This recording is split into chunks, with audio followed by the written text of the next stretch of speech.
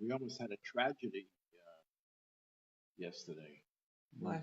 Fran Salzman was hit by a car walking to shul. Oh my goodness. Yeah. Who? She Really? right now? Small blonde hair. On the way here? At the Shell station, somebody pulling out of this Shell station knocked her over. But she was all right. She was here.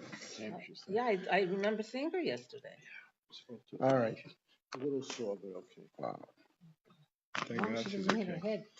All right. So we are on Ruth chapter 2, Pasuk Yudbet 12. No, 13. Pasuk 13. So yeah, Yud Gimel. So what did we learn until now? We've learned that Ruth went to collect some food, like a poor person gleaning in the field, and she, what a coincidence, she was ended up in Boaz's field, who was very nice to her and sort of asked about her and told her that he heard about her and about her mother-in-law. She didn't leave her mother-in-law, and you know how nice she was acting, and the fact that she came back, that she converted from a Moabite, and like I know all about you, type of thing. And um, he tells her that God is going to pay her above and beyond.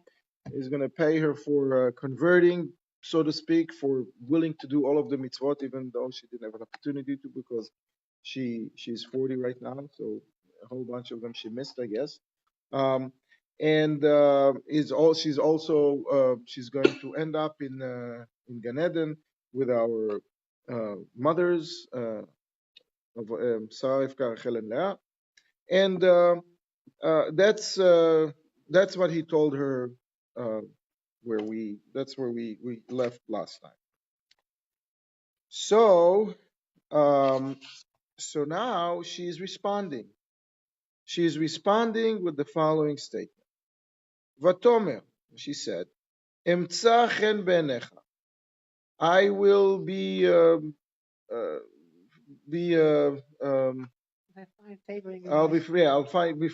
find favor in your eyes, but she's saying it in future tense. Emtza. Emtza. Continue, right, but that's not continue. That's emtza. It's not if either. No. It's future. She's kind of saying, you'll see. You'll like she me just, for what I did. Okay, so we'll see. This is usually when somebody is nice to you, said thank you for, that I found favor in your eyes. Thank you very much for the past, right? Here she's saying it in future tense. We'll see why. No, but if you like me, then I'll get the job, type of thing. But also, which job? No, I mean not for her, but if you like me, they might find favor. It's not. It's in Hebrew. You don't. Well, so far it's only from reputation that he knows about her, and she's saying to him, "You'll see yourself that it's true." You don't. We'll see. It's not. It's. You have a better. We'll see. We'll see. So they say that continue is said by the time. So yeah, that's wrong. I mean, it's not the translation. It's not wrong. It's not the translation. It's commentary. So what is I will in the future find favor in your eye, Adoni, my master, ki nichamtani, because you comforted me, v'chi dibarta alev shifchatecha, and you spoke to my heart, to your mate's heart. V'anochi lo yeh ke'achad shifchotecha, and I'm not going to be like one of your mates. It's a weird sentence, whichever way you turn it, it's just a little bit of an odd sentence. What does she, I mean, she's basically saying thank you and, I appreciate it, but she's not saying those words. She's saying some different version of this. So what does it mean? So let's just try to go into her state of mind of what she is and what she's feeling, and in the commentaries we found three versions, three states of minds in her mind. when she's saying, we'll start from the end of the pasuk and we'll work our way backwards. She's saying that I'm actually less. She felt like she's less than one of his mates because she considered herself not worthy of of converting. She thought she's not allowed to convert. She has to stay the way she is, which is sort of in a limbo state, but she's not allowed to be a full-fledged, part of us because she's a Moabite. Now, how did she know this was lost? So Naomi told her.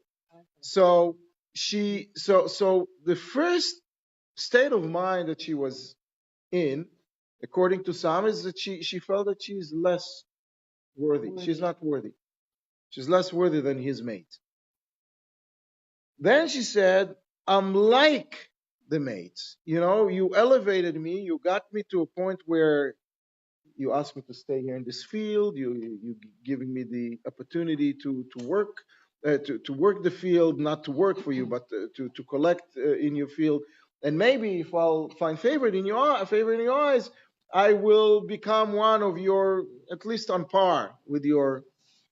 And then she's saying, I'm actually going to be not like your mates. I'm going to be more. And we will see what does she means in each one of those. Now, there is one very interesting rule. And the rule is that when you have commentary, when you have explanations, not by us people, but by authorities, you have commentary, authorized commentary that is on the same pasuk, different type of commentaries, different type of pirushim, different type of explanations. They're all connected, meaning they all can be true. They can all work together, even if they're opposites. Even if that's the way, In this case, it's black, and in that case, it's white, and they all work very nicely together. So those three states of mind of hers, of Ruth, can all work together, where she starts in one way and work herself up to a higher state of mind. And this is the pasuk that really sort of things starting to click for her in terms of, what? Maybe it's all going to work out. Because what did he tell her before? He told her that you're going to be like our mothers, Sarah, Rivka, Rachel, Leah. You don't just catch a poor person in the street and give him $5 and say, what, you're going to be like Avraham Avinu. Hello? It doesn't make sense. And Boaz is an important person. He's not just a guy that shoots his mouth like that. That he said that she's going to be like the mothers. Is that in the text or that's the explanation that the Midrash is telling us, that he's So because that's part of the Midrash.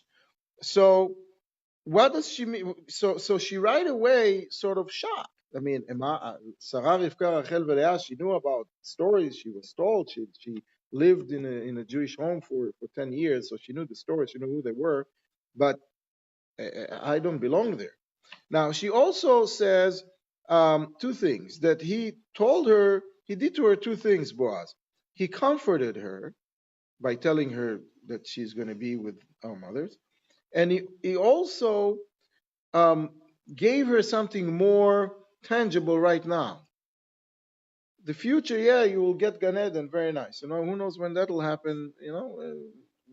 God should help that we'll live to 120, and it'll take a long time. But what's now? Now I'm hungry. So now he also gave her a solution for now by telling her, stay in this field.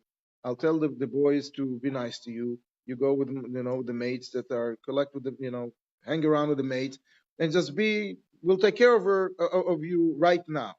So these are the two things that he told her.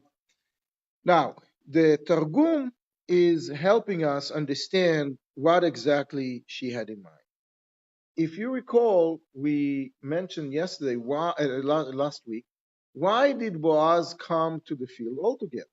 He came to the field to spread the news of couple of new halachot that he learned from the rabbis that day. One of them is how to greet one another, to say, to greet in the name of God, that's Shalom Aleichem, in the name of God. That's one halakha that you learn. Another halakha that you learn is that a Moabite woman, female, is allowed to convert. And he came to, that's what they learned. Because of the situation with Ruth, that was a well-known situation in town, they came to the conclusion that this is allowed. So he came to spread the news. So she's saying, you know what?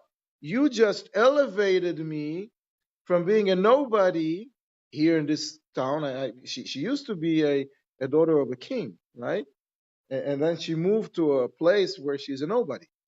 And you elevated me from being a nobody that was not supposed to be even one of your mates, less than your mate, and here in this town. And you making me more of a regular person, more of a regular native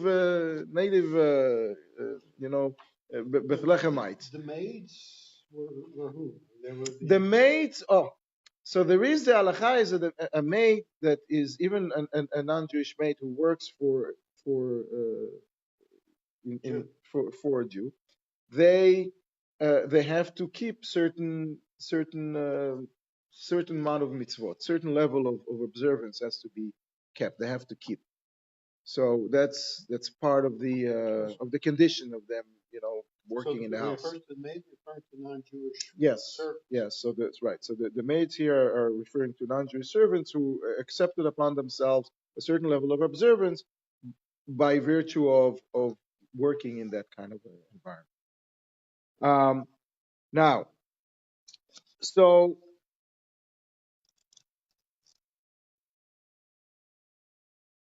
that's why she's saying also, she's starting to figure out that maybe this person who's twice her age, he was 80, she was 40, and he's very, very, very nice to her. Maybe there is something here additional that can happen, that will happen, that might happen between them. She started to think that, and she's not sure if she likes it. She's not sure if that's the right thing to do.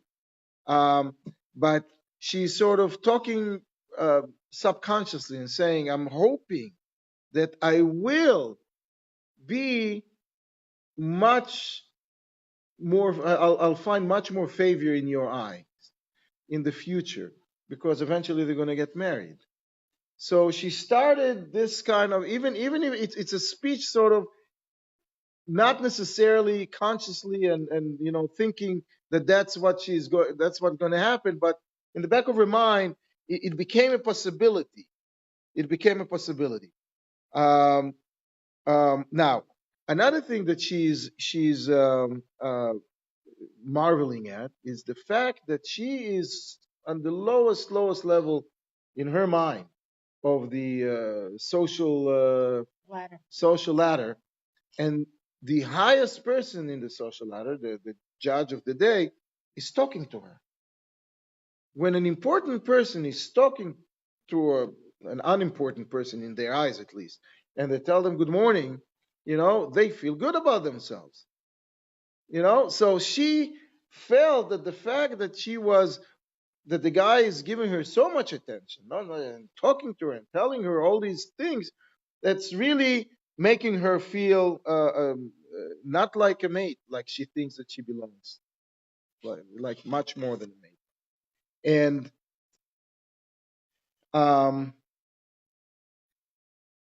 And she basically saying, I can't believe what's happening to me. I can't believe what's happening to me because, and I'm hoping it will continue, as you did say.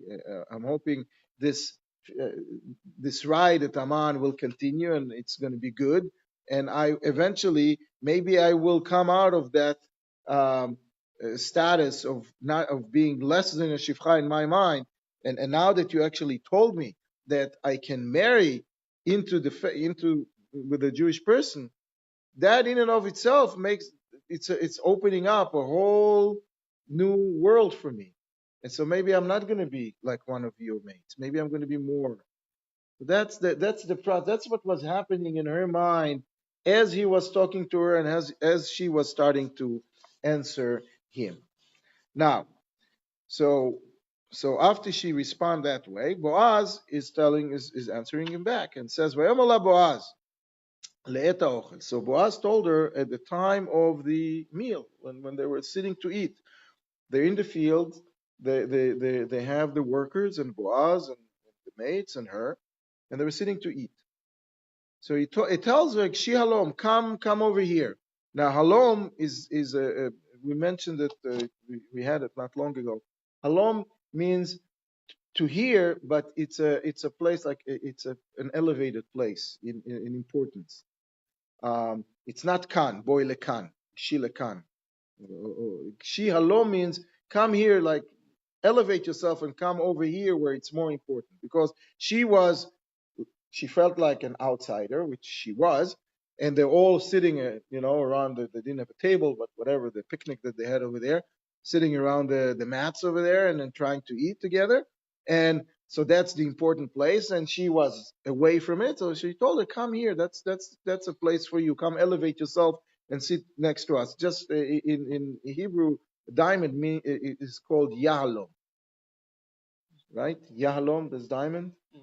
Halom, so because it's come, the word halom is like elevated, important, something very, very special. So come here, and you should eat, and please eat from the bread. And he's telling her, eat from the bread from now on. That's going to be the new normal. That's going to be the new way of acting. You're going to join us in the meal, and you're going to eat from the bread. And then he says something which is a little bit interesting. V'tavalt pitech b'chometz, and you should dip your bread in the vinegar. So first he tells her you should take from the bread that we have here, and then you say you should use your bread. So what happened? Why did he give her or didn't he give her? He gave it to her and then it became hers. That's one explanation. But it's usually not being said like that. If she told her he gave her, it's hers.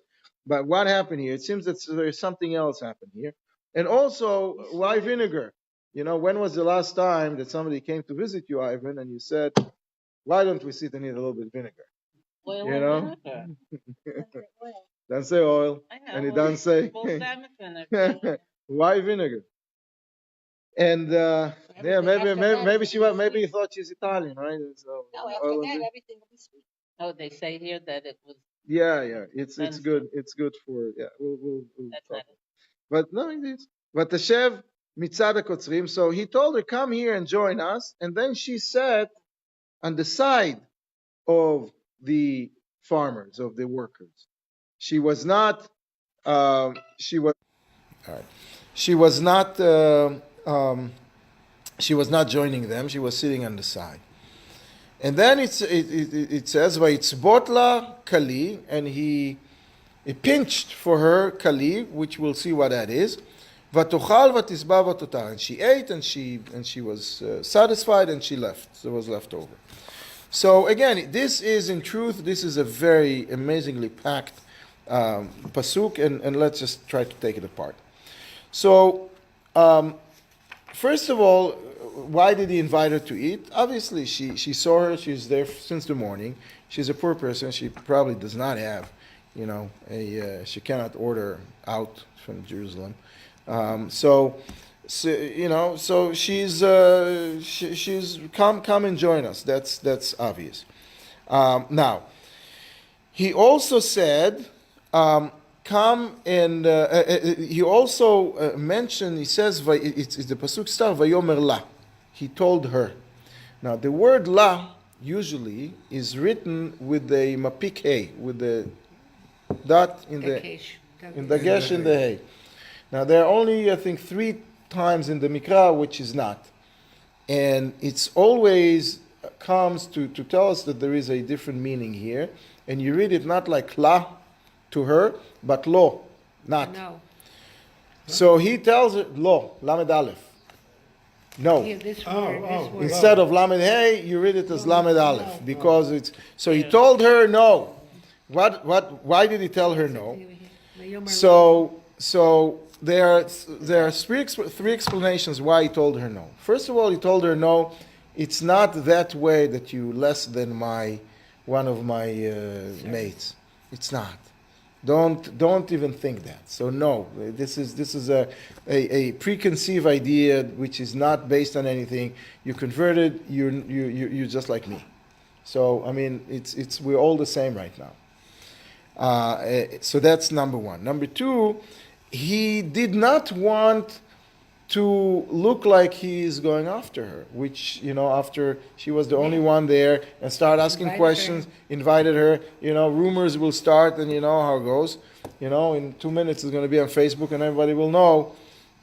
So he said he invited others as well. That's some commentaries are saying, that he invited not only her, not only La, but some others as well, and told them to come. Now, I don't know if she was the only gleaner in the field. Right. That's the problem with that. I'm saying, was it the custom to invite gleaners to come and eat? No, it was not at all the custom to invite the gleaners to come and eat. It's a whole discussion. Why are the workers eating there that way? We'll talk about that in a second. And the third explanation of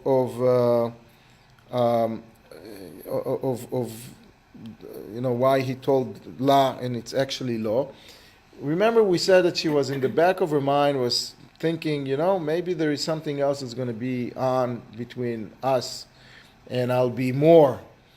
And he answered to her also, not again, maybe even subconsciously, no, because they got married later, and he died on the night of the wedding. Well, it's good that she conceived. Otherwise, it wouldn't have Exactly. She conceived, and that's where David the Melech came from. So it's not going to be an amazing, story of It's not gonna last long. So he told her no. How do they know he died on the night of it? We'll get there. It's all the way at the end. It's all the way at the end. It says it's all the way at the end. So that's why he said no. Why would he tell her no now about that? It's all we're talking about. We have no future, right? We have a future, but not the way A secure future. but not the way you think about the future.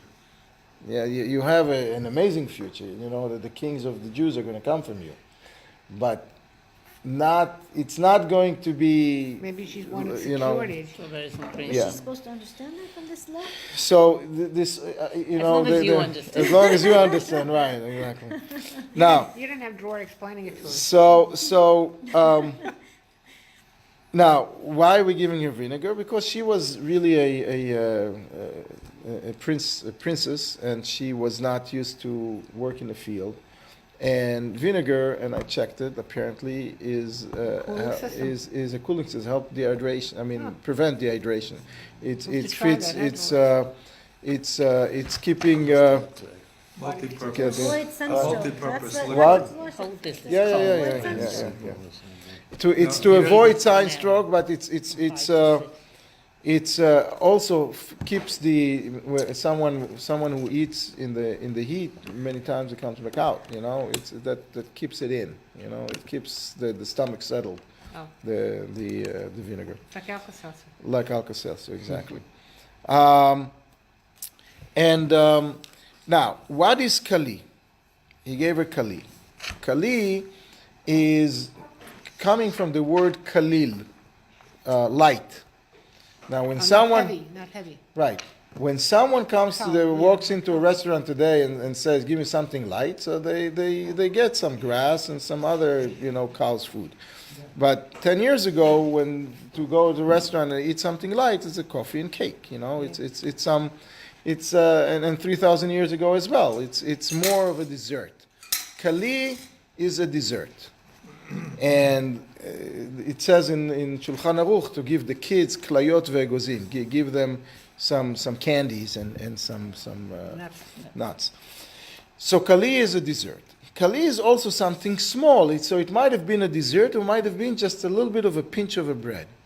What happened is as follows. She is, as we saw in previous psukim, she was very, very modest. Very, very, kept to herself, was very straight, and didn't want to play any, shenanigans with anybody. And when he asked her to come, she didn't really join them. She sat on the side. He told her, come, but she felt it's not her place. So she said, mitzad hakosim, she sat on the side.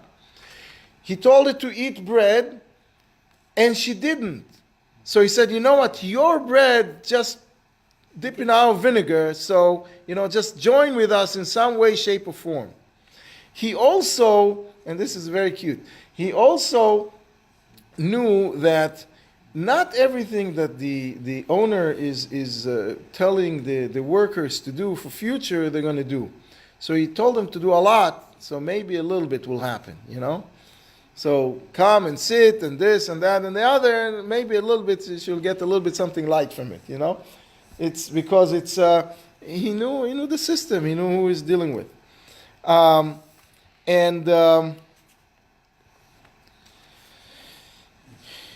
Now, but because he said that he's going to give her something from the bread, he did not want these words to go to waste, so he took a snippet, a little bit, a piece of bread, and gave her a little bit, a piece of candy and something, and gave her. So at least he gives her something. Now, he meant because he was a very special person and very blessed person, and whatever he would give others would be blessed as well. The little bit that he gave her was enough for her to eat and to have enough and to feel satisfied. It was an all-around type of a little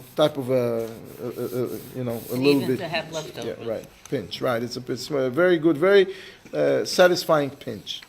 Now, and she was able to pack it and take it with her. And from this we learn something very simple. I mean, when someone is inviting you to, when you invite people to the house, they're not taking a doggy bag home usually. They're not, Unless it's your children. unless it's your children, right? But so they wouldn't take a piece of steak and feed the whole bit home. But a cookie at the end, they will take home, just on the way. So the kali, the little light stuff, she was able to, it was okay to take. Otherwise, it's not the way. Now another thing, and this is really something that blew me away a little bit. What you learn from here is that you need, when you do a mitzvah, you have to really do it with your entire heart.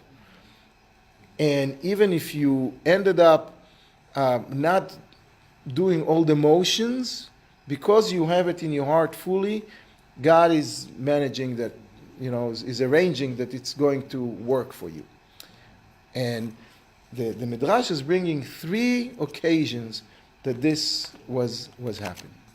Number 1 is with Reuven. Reuven was the one who prevented the brothers from killing Yosef, right? Yeah. And he said, let's put him in the pit. Why didn't he save him altogether? Because he was afraid that if he will save him, they will kill him and Yosef and him. Well, he was planning to come back. But he put him in a pit, in a very dangerous pit, because he had snakes and all kinds of other insects over there that are not friendly. So the Midrash is saying, had he knew, now, so the Torah is adding some words and to make sure that we know that he really had a good intention in heart, and he just was afraid, so he was sort of hedging. But he really wanted to save Yosef fully and totally. So the Midrash is saying, had he known that the Torah is going to have to justify his actions, because if you look from the outside, you're not sure. You see someone throw the brother in a pit full of snakes, you're not really sure that they want to save them. He would carry him on his back with, all the way to his father. Had he known that the Torah will have to justify his actions. That's number one. Number two is when Aharon met Moshe. When Moshe came after the burning bush, he came to Egypt, and it's the first time that he saw his brother after many, many years, and his brother hugged him. Now, and and God told Moshe that Aaron is really happy to see you. But from a hug, you don't really see from the outside that the guy is so ecstatic to see you. It's a hug, okay, it's a brother, but other people can expect more. Now, what was he thinking? He thought, listen, if I'm going to do a big hoopla, big carnival, greeting my brother, people will think that I'm overdoing it because I'm actually jealous of him, because he's he's going to be now the king, he's going to be the leader, I know who he is, I know what he's coming for, and I'm hedging. So he kept it subdued. He kept the public greeting subdued. Had he known that God is going to justify and had to vouch for his intentions, he would open he would bring a whole band and sing and dance and accept it, because it's not, he wouldn't think it's feel comfortable that God has to vouch for him. It needs to be evident from what he did. And the third place is here. Boaz really meant to give her all the goodness in the world because he saw who she was and he knew the relationship. And he already, you don't become a judge by thinking, but not thinking ahead. He thought several steps ahead. By now, he knew that it's a possibility for them to do yibum. It wasn't. He knew that there's something is going to happen there. So one way or the other, he's going to take care of them. So had he known that the Torah, that the Tanakh, the Pasuk, would have to justify his intentions by saying, yeah, he gave her, but he gave her a little bit, only with a pinch, but he really meant more, he would have given her, he would have opened, a table and give her a fist. Yeah, we'll have no question. But so we learn from it both things, that someone really have to do it with a full heart, and if they do it with a full heart, God is making sure to reward it and to make sure that everybody knows it. Now, let's spend some time discussing why was Boaz eating with him. What's the point? Landlord doesn't eat with his servants. There you go. Landlord usually does not eat with the servants. And the relationship with the servants here is very, very interesting. We said we read several psukim before, and we'll read, I think, one or two later, of how he is treating his employees. And I found something which I mentioned to you before that was written 54 years ago, a year before I was born, and you read it, and it just hit me that you read it, that it's as if you're reading it now. It's so relevant.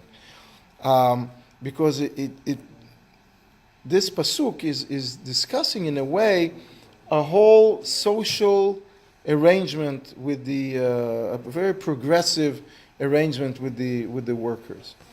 Now, in Jewish law, everybody is equal. The landlord and the worker, the equal, and the Torah is going to a great length to say, you cannot when you judge, you cannot favor one over the other just because he's rich or just because he's poor. Either way, you cannot favor them. But nonetheless, there is, when in a relationship between an employee and employer, there is a little bit we favoring the employee a little bit. Why are we favoring the employee? We're favoring the employee because he's in a disadvantaged situation. He doesn't have all the he doesn't have all the cards in his hands. And the main thing is that it's being discussed about is not to hold back payment. You have to pay them on the day. If it's a daily worker, you have to pay them at the end of the day. Halanat sachar is a very, very, very big no-no. When I started my company, it took me a long time to understand that in modern, it doesn't work that way. You build them and you don't get paid. When you said net 30, you don't really get paid net 30, It's maybe net 90, And it hurts, and it really drove me nuts, and I understood that. Because I need to feed my family, I need some basics, and I relied on this. The invoice is going to be paid, on time. And if not, you have to scramble. So, when you start and you see that it's those things really matter. Now, on the other hand, the employee is also warned, and there are some controls to make sure that he doesn't cheat, that he doesn't waste the time of the employer, to surf and to do stuff that he's not supposed to do. So how do we create this balance? What is the balance between the employee and the employer? So let's start with the amount that they're getting paid. How much is a person getting paid? So you open the papers today, minimum wage this and minimum wage that, living wage, and it's interesting that in Jewish law there is no minimum wage. There's no such thing, minimum wage. There is no. They don't try to set the minimum wage. It all works based on the minhag makom, the custom of the specific city or the area or the demand. Why they're not setting up minimum wage? Because what will happen is, another rule is that the Jewish way of hiring someone is at will. Work at will, just like New Jersey and many other states. You don't. Nobody is contract. Nobody has to do anything. I hire you. I can fire you. It's an at will employment. Now, in that case, when in those days most of the work was seasonal, because it was an agricultural society. So seasonal work. What happens when there is off season? When there is off season, if you set up a minimum wage, nobody's going to hire anybody. I'm not going to pay minimum wage for 100 people to sit and just look at me. So you can gauge the minimum wage that you pay based on what's needed, based on the custom, based on what's needed. And on the other hand, you cannot really force the employee to get minimum wage in order to get work off season. In order to get work off season, you have to take very low wages and keep it also for the on-season. That's not allowed. In other words, we cannot really twist the hands of the employee and tell them, listen, off-season, I'll pay you only $5 an hour. You can't average it But out. if you want me to hire you altogether, you better take $5 an hour on-season as well, even though the market then is $20 an hour. Because, when you have the harvest is in demand, in 3 months you have to get it out or the rain will ruin it. You have to harvest it. So, Of course, that's not fair. But it's part of the law. It's So not. that's It's like not being that? left. What? It's still today? No, it's not allowed. Jewish law. Jewish law doesn't allow it. Jewish law does not allow Wait it. a minute. But it's like a teacher who It's gets like a paid teacher, for right. the year. But Even though they're not working for talking. the But they're not. We're not talking They don't about. get We're 10 talking about months. the daily. We're talking about the daily worker. In those days, most workers were daily workers or professionals who made pottery. So but by the piece. You made 10 pots. You sold 10 pots. That's it. That's all you get. Now. Interesting that you can find also some unions in the Talmudic writing, you can find some unions that would help would organize and keep their rights. Anyway, let's now. We said that you have to pay on the day. You cannot postpone the payment, but there are some exceptions, and the exceptions are if he doesn't have it, or instead he tells him, "Listen, you should go to that marketplace and take whatever you want." What happens is normally in Jewish law, whatever is worth money is like money. So I can tell you I owe you $100. I don't have the $100 here. I'll give you this this old iPhone. It's worth $100. It's yours. But in terms of paying the debt to the only time that this does not work is when you pay a worker. Because the worker you cannot force a worker to take whatever something that is worth money, and then he'll need to convert it. He needs to go sell it. In the meantime, he has people he needs to feed at home. He has kids he has to feed at home. He's really yearning for this cash. So usually in Jewish law, you have to pay. If you said it, you could be paying cash. If you agreed on something else, it's allowed. But if you agreed on cash, you cannot convert it to goods. And if you have to because you don't have money, then you use the amazing invention of credit. Credit existed in the time of the Gemara as well. You have a credit with this shop owner, and you can send your workers to the shop owner, and the shop owner will tell them whatever they want. So you're not forcing them to take, the payment in oil. They can go to the shop owner and get bread and sugar and flour and whatever else. So that is one situation, one occasion that you don't have to pay in cash. Now, let's just fast forward to the cash was kesef, pieces of silver. No, they had coins in those days. They had coins, shekels, they had coins, yeah, definitely coins. Now, what happens on the other side? On the other side is, this is in favoring the employee, but to protect the employer from time waste, there are a lot of rules discussing what is the employee allowed to do and not allowed to do during the work. And one of the things that create a conflict is if they didn't pray in the morning. You start working from dawn, at dawn. You cannot pray yet. You cannot put on tefillin, cannot say Shema. You got to work. You climb the tree and you start working. Now it's time to say Shema. Now you have to say Shmones. What do you do? So there are some situations where it takes a long time to situate you where you are. You cannot go back. You have to daven. You have to pray where you are, on the top of the tree. At the top of the tree. Certain trees that are easy to go down, jump down and up, it's no problem. If it's a tall tree, you have to pray over there. And there are those who say that you have to pray a short Shmonesre. Havinenu, just an excerpt of Shmonesre.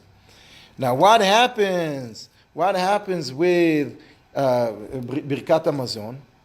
Birkat Hamazon, and this has to do with us. Birkat Hamazon, they're not allowed to bench the entire Birkat Hamazon because it's a time waster. They have to only bench an excerpt, 2 brachot, which is the first bracha, and the second one is a shorting of the other 3. So what the employer is supposed to tell the employee? So the employee is allowed. That's the halakha. What if they don't know it? So they have the rules, and it's called the birkat hapoalim, the employee's blessing. It was in all the benchers at the time. They had the birkat hapoalim as well. So now there is one exception to it. They are benching the entire Birkat Hamazon if the owner is eating with them. Because if the owner is eating with them, they're not wasting. He sees that they're not wasting the time. They're just, blessing God, so they're saying thank you for the food. So this is why one of the reasons he came to eat with them. He came to eat with them in order for them to be able to say the entire bracha birkat hamazon, so they don't have to do the short one. This was just. He didn't come every day to the field. But he ate with them. I don't know if he ate every day, but he made sure that when he is around, to come and eat with them, so they don't have to say the short version of the bracha, they can say the long version of the bracha. Birkat Hamazon, as we know it today, is what? Birkat Hamazon, the first part Moshe Rabbeinu did, and the next part also somebody, I remember in elementary school, we never did the whole thing. We just did. Yeah, you say right, exactly. Yeah, because you didn't want to miss the very amazing teacher. Yeah. Now another one, just as we'll see later, she woke up right away and started working, not waiting for the whole ceremony with the benching that way, in order to not waste time. She didn't have to, though. She didn't have, right. They weren't counting her Right, exactly. But she wasn't sitting and They hanging weren't around with counting him. her for them. Anyway, just one last thing about the ethics of a worker. A worker is not allowed to cheat the employer by working 2 jobs and the employer doesn't know. Because if they work at night and then they wake up in the morning and they're tired, they're not going to be the same. So Moonlighting. they can't. They have to make it known. And you had people, Talmidei Chachamim, who would go on scaffolding and they would not stop their work when somebody came to ask them a question in halakha, and they would not even stop to say hello to people, because that will be considered, cheating and taking money. Anyway. Reading all of that, I mean, there is a whole discussion. Do they have to provide food? So, just last story that once one of the sons of the Tanaim, of the Amoraim, was arranging a crew to work, and he told them, "I'm going to feed you." So his father said, "You silly. You now have to give them food like Sudat Shlomo Bishato. You have to give them a feast, because they deserve it. But if they didn't start, you can come and you can tell them that, hold on, the contract is that I'm just going to give you, minimum necessary. Then you can work. Anyway, the progressives of today would really like the Jewish law. Maybe it's. Well, now in Israel, it's customary for the bosses to take the whole company to